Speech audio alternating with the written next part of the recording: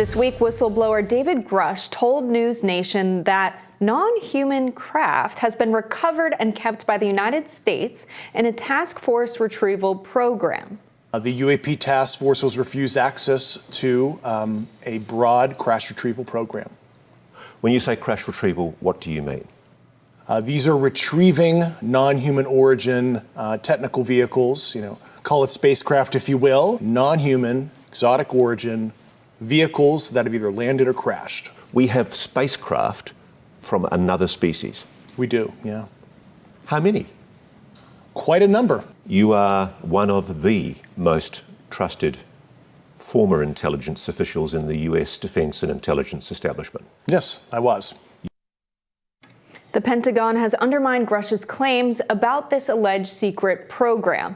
Department of Defense spokesperson Susan Gov't said in an email to Fox News Digital that to date, AARO has not discovered any verifiable information to substantiate claims that any programs regarding the possession or reverse engineering of extraterrestrial materials have existed in the past or exist currently. Back in 2017, the New York Times published an article that revealed a secret Pentagon program to investigate UFOs. One of the authors, Leslie Kean, has been reporting on UFOs for many years and also published a book in 2010 called UFOs, Generals, Pilots, and Government Officials Go on the Record. Here to tell us more about her time reporting on UFOs and recent claims on the topic of extraterrestrial life is Leslie Kean. Welcome. Hi, thank you very much. Great to be with you guys. It's great to be here with you. What do you make of Grush's claims that there are craft or potentially even pilots? I can't comment at all on the pilot part of it because that was not part of our reporting, and I never spoke to him about that. So that's aside. But in terms of his I guess you'd call them claims, his allegations that there are actual retrieved craft, I take it very, very seriously. Otherwise, I wouldn't have reported on it.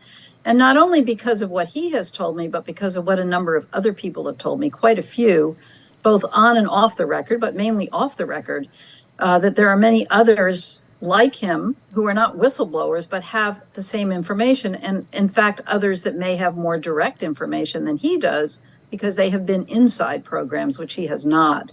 So I think there's a lot more to come, and there's a lot more to back up his claims than what has actually been made public.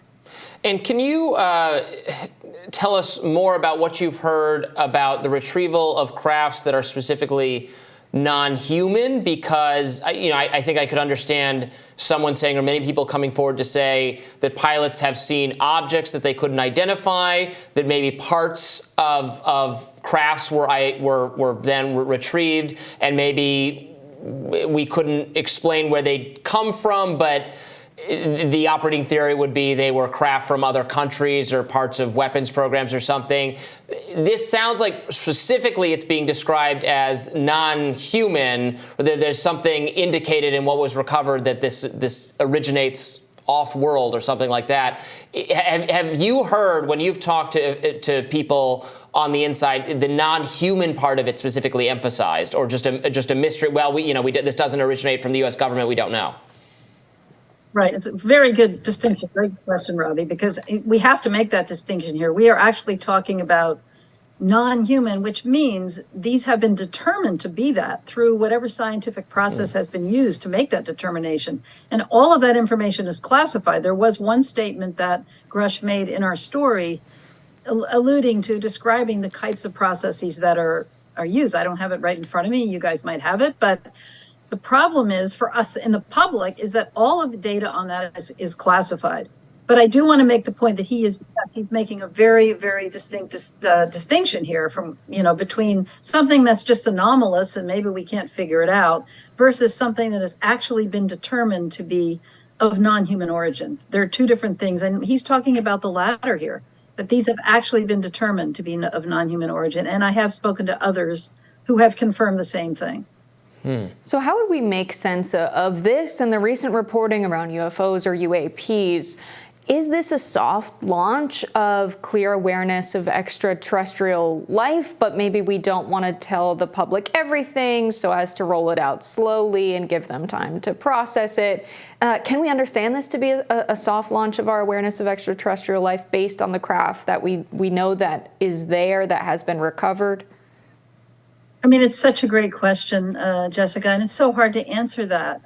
You know, I'm a reporter, and so whenever I get some good information that I think is important, I'll put it out there. But I don't really know if there's some kind of orchestrated campaign going on behind the scenes. It's hard for me to comment on that.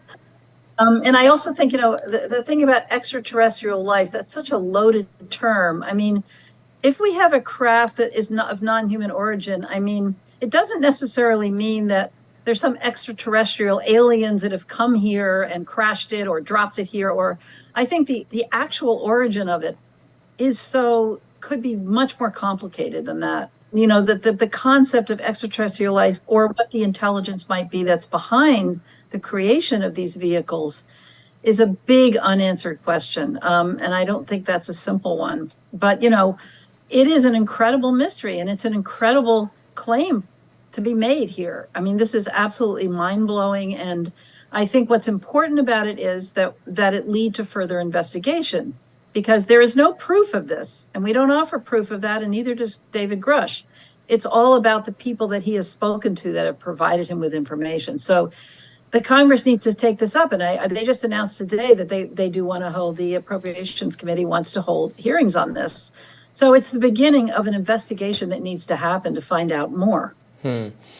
What is your awareness of how, I guess, how widespread within the government, you know, what levels of people having access to this information that has been classified? You know, obviously we're talking about in a political context, Donald Trump, other people having classified documents that they took or that they have in their private possession. Because my skepticism begins to fire. You know, I fully believe governments, including our own, suppress information all the time. The more, you know, people involved with knowledge for the longer period of time, the more I start to become skeptical that it's possible to, you know, to keep a secret of this magnitude.